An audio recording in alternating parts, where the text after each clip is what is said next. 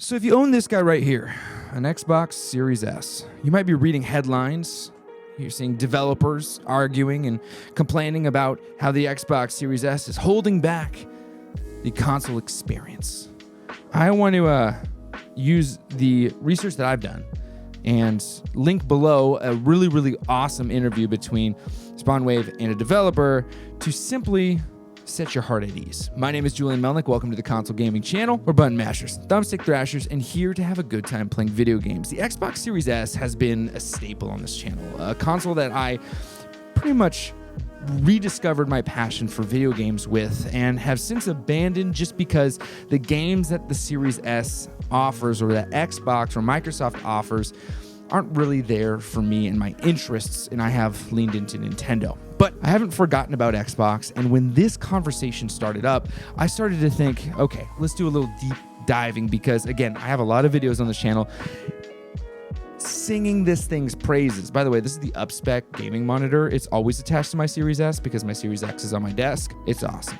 The Series S has been accused of holding back the Xbox gaming experience, to which just any bit of digging, linking different things together, if that was truly the case, I don't understand, and you can let me know in the comments below, how the difference between an S and an X is larger than with an entry-level potato PC and a gaming PC. Spending $400 on something from Best Buy or $4,000 custom built from PC Part Picker.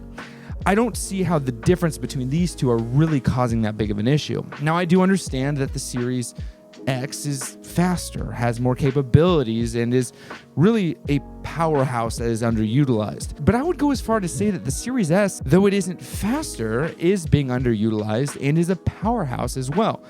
This system is amazing. It still has capabilities, it still has the SSD, it still has some of those things. When it comes to technical specifications, I really don't want to waste your time by pretending like I know all of the tech jargon. I really would suggest that you look into stuff like Linus Tech Tips or SpawnWave or some of the other much more knowledgeable tech junkies. I simply want to talk from the consumer perspective and from a practical perspective, which is the Series S is going to be supported. I believe strongly it's going to be supported for the next 2, 3, 4 years, just based on the history of Xbox alone. Not to mention, this console generation still really hasn't been given the fair shake it deserves, and we have a lot more on the horizon, and I don't think that the Series S is going to get dropped, especially because if you're looking at the sales, 70% or around that number is what we see when it comes to this system being in households.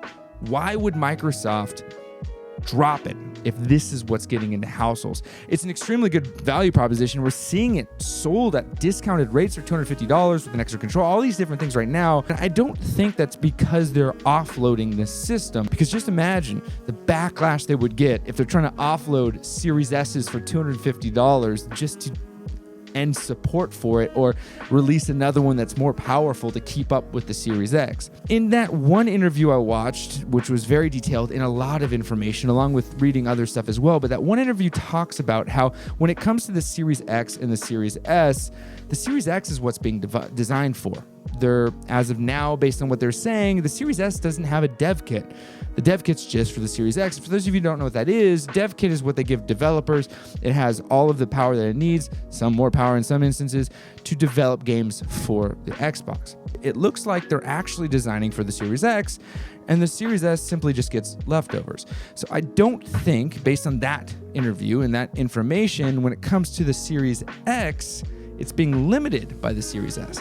In fact, it's even more amazing that the Series S is being designed for through Series X hardware, which means this thing really honestly is a lot more capable than I think we give it credit for.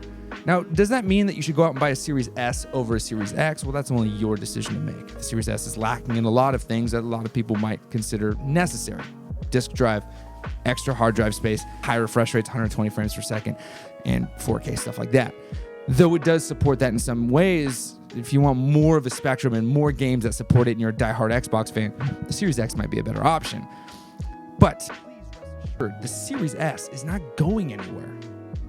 And if it does, this video is going to age really poorly. All right, guys. Happy gaming.